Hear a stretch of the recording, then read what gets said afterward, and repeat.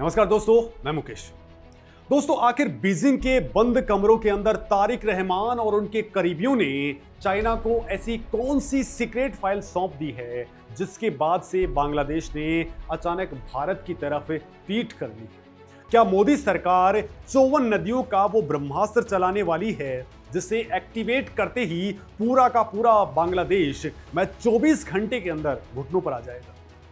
Operation Pakistan 2.0 का वो खौफनाक सच क्या है जिसने रातों रात बांग्लादेश की सत्ता पर भारत विरोधी कट्टरपंथियों को काबिज कर दिया है? क्या भारत के इस बेहद पुराने दोस्त के अंदर आईएसआई और चाइना का कोई ऐसा स्लीपर सेल एक्टिवेट हो गया है जो सीधे हमारे सिलीगुड़ी कॉरिडोर यानी कि चिकन नेक के लिए एक बड़ा मिलिट्री गेम प्लान कर रहा है? और दोस्तों, क्या होगा अगर कल भारत ने अचानक से प्याज, गेहूं का निर्यात और मेडिकल वीजा देना पूरी तरह से बैन कर दिया? क्या अपनी अकड़ में चूर बांग्लादेश दाने दाने को मोहताज नहीं हो जाएगा, या उसके पास में इसका कोई बैकअप प्लान है? तो दोस्तों, आज बंगाल की खाड़ी से लेकर के ढाका की सड़कों तक एक ऐसा साइलेंट पावर गेम चल रहा है जो पूरे साउथ एशिया का नक्शा बदल सकता है। बांग्लादेश में नई तारिक रहमान सरकार के आने के बाद से एक बहुत ही अजीब और खतरनाक पैटर्न देखने को मिल रहा है। प्रधानमंत्री पद या सत्ता का रिमोट कंट्रोल संभालने के बाद में शुरुआती दौर में वहां के नेता हमेशा अपनी पहली विदेश यात्रा के लिए भारत को प्राथमिकता देते हैं। ये एक अलिखित कूटनीतिक नियम सा बन गया था, लेकिन इस बार कहानी पूरी तरह से पलट चुकी है। तारिक रहमान और नई लीडरशिप ने भारत की यात्रा से अब तक दूरी बनाए रखी है। इसके बजाय उन्होंने अपनी पहली विदेश यात्रा के लिए मलेशिया को चुना और वहीं से ही ठीक सीधे चाइना का दौरा करने निकल गए। ढाका का अपने सबसे पुराने सहयोगी और सबसे अहम पड़ोसी से ये अचानक दूरी बनाना कोई इत्तेफाक नहीं है। ये एक सोची समझी जियोपॉलिटिकल चाल है जिसके पीछे घर का डर, कट्टरपंथियों का दबाव और चाइना का बहुत बड़ा कर्ज का जाल छिपा हुआ है। अब दोस्तों, यहीं पर सवाल ये उठता है कि आखिर बांग्लादेश चाहता क्या है? वो ये बहुत अच्छे तरीके से जानता है कि भारत के बिना उसकी दाल गलने वाली नहीं है। तीनों तरफ से भारतीय सीमाओं से घिरे होने के बावजूद ढाका वो हरकतें क्यों कर रहा है जो दशकों से पाकिस्तान करता आया है? तो दोस्तों, इसका जवाब है स्ट्रेटेजिक ऑटोनोमी यानी कि रणनीतिक स्वायत्ता का दिखावा। बांग्लादेश ये संदेश देना चाहता है कि वो भारत का कोई सबऑर्डिनेट या पिछलगू नहीं है। वो अपनी विदेश नीति को स्वतंत्र रखना चाहता है ताकि दुनिया भर में, खासतौर पर वेस्टर्न कंट्रीज और मुस्लिम देशों के बीच में उसकी एक अलग पहचान बन सके। लेकिन दोस्तों, इस स्वायत्ता के नाम पर जो खेल खेला जा रहा है वो असल में बांग्लादेश नेशनलिस्ट पार्टी यानी कि बीएनपी और उसके सहयोगी दलों की एक बहुत पुरानी और खतरनाक घरेलू राजनीति है। दोस्तों, आप हैरान रह जाएंगे ये जानकर के कि पर्दे के पीछे असली खेल क्या चल रहा है।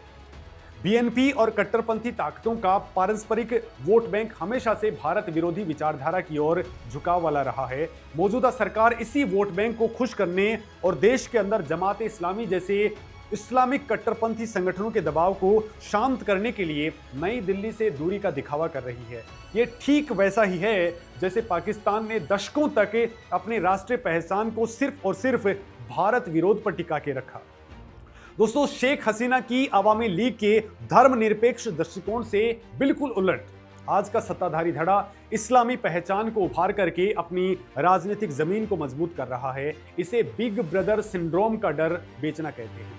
दोस्तों, पड़ोसी देशों के अंदर अक्सर ये झूठा नैरेटिव सेट किया जाता है कि भारत एक बड़े भाई की तरह उनके आंतरिक मामलों के अंदर दखल देता है।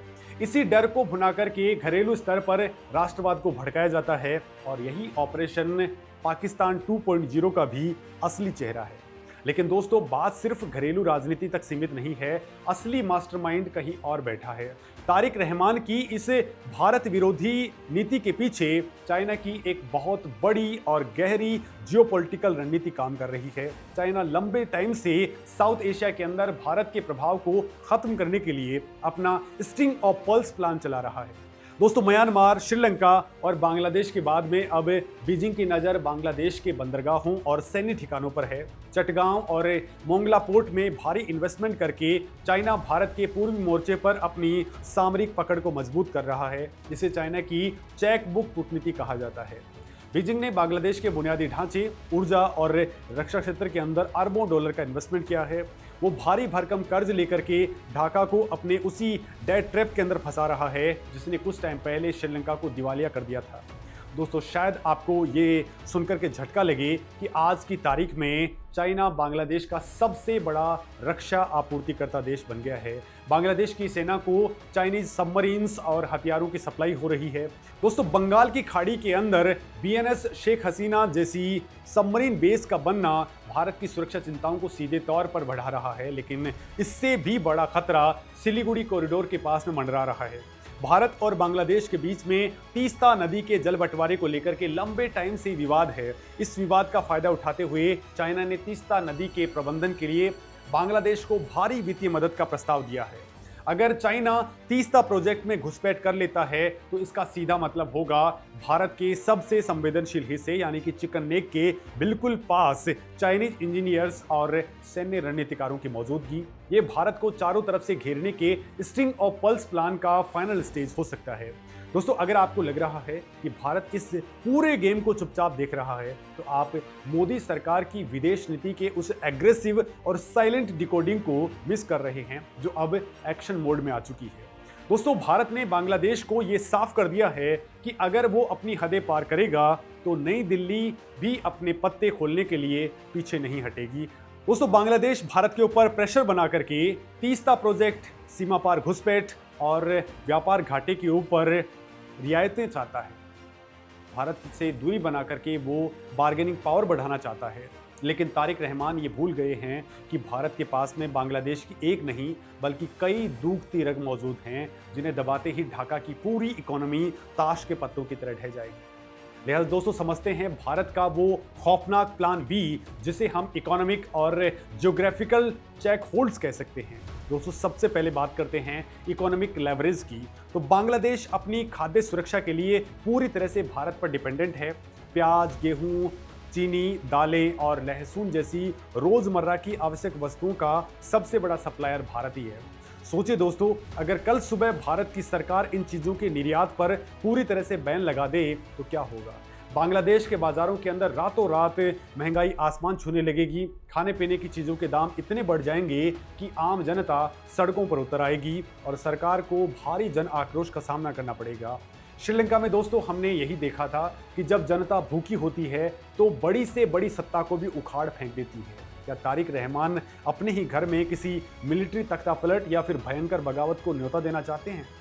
और सिर्फ खाना ही नहीं, बांग्लादेश की पूरी इकोनॉमी की सांसें भारत के कच्चे माल से चलती हैं। बांग्लादेश की इकोनॉमी का मुख्य आधार उसका रेडीमेड गारमेंट सेक्टर है।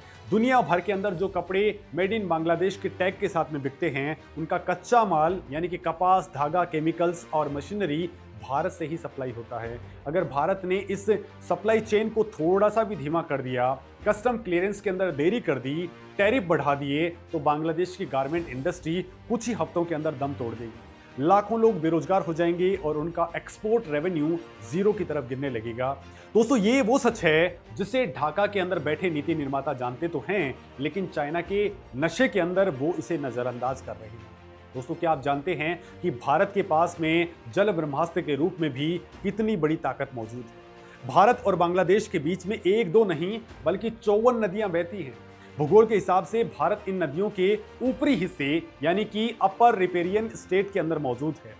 दोस्तों, अंतर्राष्ट्रीय कानूनों के दायरे में रहते हुए भारत अगर इन नदियों के जल प्रवाह पर अपना रुख सख्त कर दे या फिर फरक्का बैराज से पानी छोड़ने की टाइमिंग बदल दे तो बांग्लादेश में सूखे और भयानक बाढ़ का ऐसा चक्र शुरू हो सकता है जिसे कोई भी चाइनीज चेकबुक नहीं रोक पाएगी। जल बंटवारा संधि इसी साल दिसंबर में खत्म होने वाली है।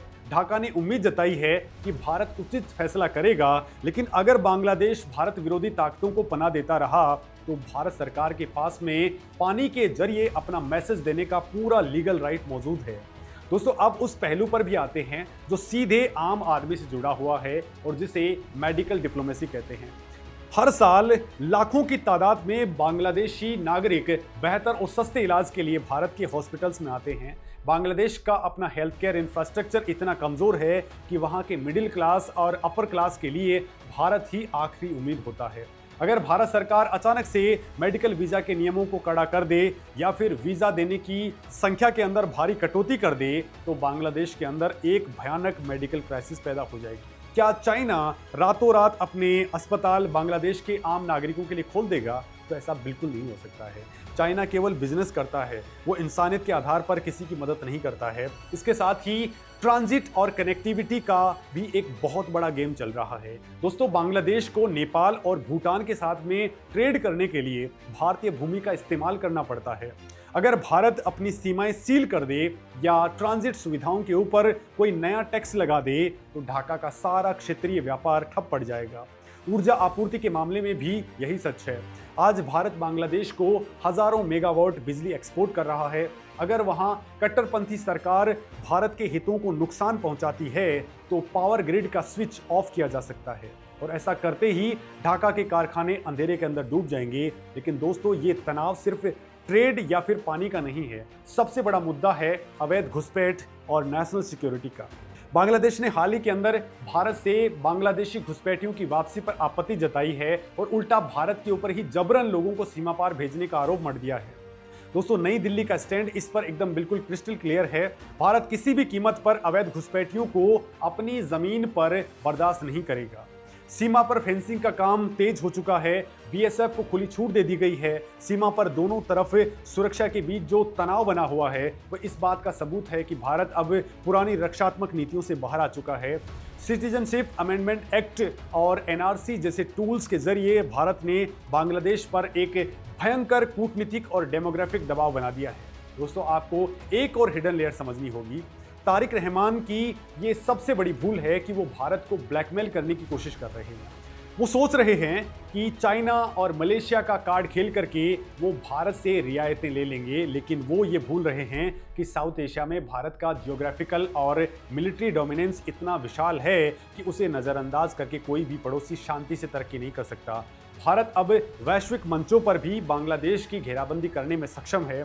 अगर ढाका में बैठे इस्लामिक कट्टरपंथी समूहों ने भारत के खिलाफ आतंकी गतिविधियों को बढ़ावा दिया तो Bharat financially action task force यानी कि FATF और संयुक्त राष्ट्र के अंदर बांग्लादेश के खिलाफ कड़े प्रतिबंध लगवाने की मुहिम शुरू कर सकता है। आतंकवाद के वित्त पोषण का आरोप लगते ही बांग्लादेश की सारी विदेशी फंडिंग और IMF का सपोर्ट हवा में उड़ जाएगा। दोस्तों, ये सब देख करके एक बात साफ हो जाती है कि बांग्लादेश का वर्तमान नेतृत्व एक बहुत ही खतरनाक और आत्मघाती खेल खेल रहा है।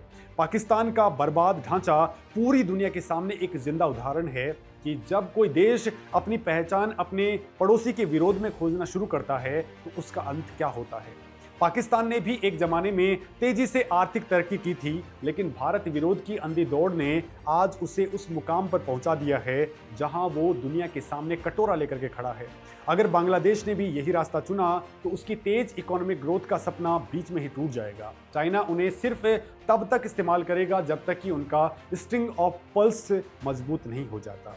एक बार जब चाइनीज मिलिट्री बेस वहां सेटल हो जाए तो बांग्लादेश की संप्रभुता सिर्फ नाम की रह जाएगी। भारत की कूटनीति इस समय पूरी तरह से साम दाम दंड भेद के सिद्धांत पर काम कर रही है। भारत सरकार की स्ट्रेटेजिक थिंकिंग बहुत साफ है। पहले पड़ोस प्रथम की नीति के तहत बातचीत और आर्थिक सहयोग से मामले को सुलझाने का पूरा मौका दिया जाएगा, लेकिन अगर बांग्लादेश ने रेड लाइन क्रॉस की, अगर उसने चाइना को भारत की राष्ट्रीय सुरक्षा के लिए सीधा खतरा बनने की अनुमति दी तो दोस्तों, नई दिल्ली के पलटवार को ढाका झेल नहीं पाएगा। सिलीगुड़ी कॉरिडोर की सुरक्षा भारत के लिए लाइफ एंड डेथ का सवाल है। वहां किसी भी चाइनीज मौजूदगी को भारत हर हाल में न्यूट्रलाइज करेगा, चाहे इसके लिए ढाका के साथ में कूटनीतिक संबंध कितने ही निचले लेवल पर क्यों ना चलाए जाए। अब दोस्तों, आप खुद सोचिए और मुझे भी कमेंट करके बताइए कि आप इस पूरे मामले पर क्या कुछ सोचते हैं। नमस्कार।